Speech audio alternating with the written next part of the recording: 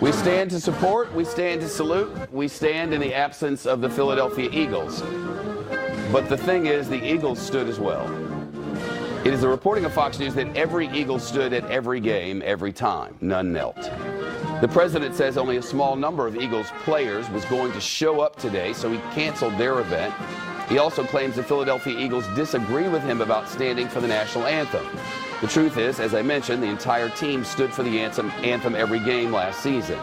After the president scrapped the team's event, the former Eagles wide receiver Torrey Smith tweeted as follows: "So many lies, shake my head.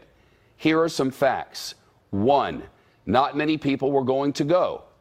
2, no one refused to go simply because Trump insists folks stand for the anthem.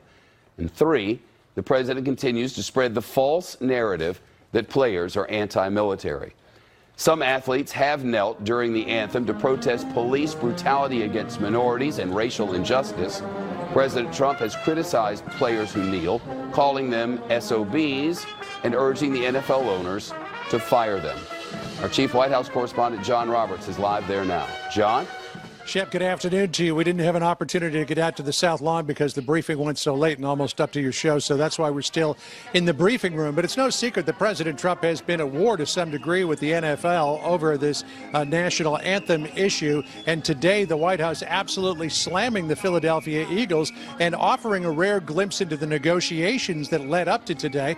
The White House saying, and Sarah Huckabee Sanders repeating here from the podium, that last Thursday, the Eagles submitted the names of 81 players and staff members who would be coming to the White House today. The Secret Service, we're told, cleared them all in, and then the Eagles contacted the White House on Friday to say, well, we couldn't get that many people to come. It's only going to be a handful, so we'd like to look for a different date. What about the week after next, which would be next week when the president is in Singapore to meet Kim Jong-un?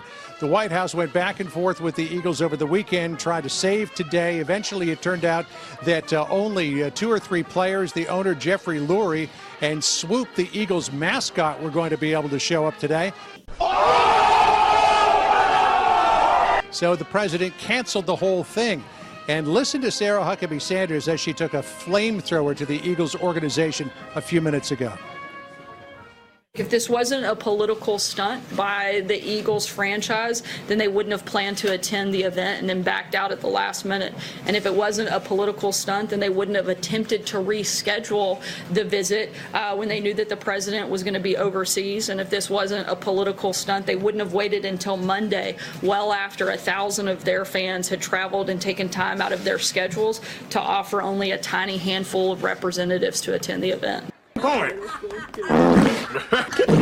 As you mentioned a couple of moments ago, Shep, the president believes that this was all about the fact that there were a lot of players who don't agree with him, that the players should stand for the national anthem. Torrey Smith, you heard one tweet from him. He tweeted about that saying, quote, "If you're going to tweet facts, no one on the Eagles took a knee last season, though some players did stand with their fists in the air in protest of police violence." The NFL Players Association said it was disappointed in the cancellation in a statement saying, quote, "This decision by the White House has led to the cancellation of several player-led community service events for young people in the Washington, D.C. area." Not clear, though, what was canceled, Shep, since only 2 or 3 players were planning on being in attendance. But no question that relations between the White House and at least the NFL franchise, the Philadelphia Eagles, are at a historic low as of this moment. Shep? John Roberts, thank you. Back to you on other matters in a moment. First, for context and perspective on this, Trace Gallagher is live. What are you waiting for?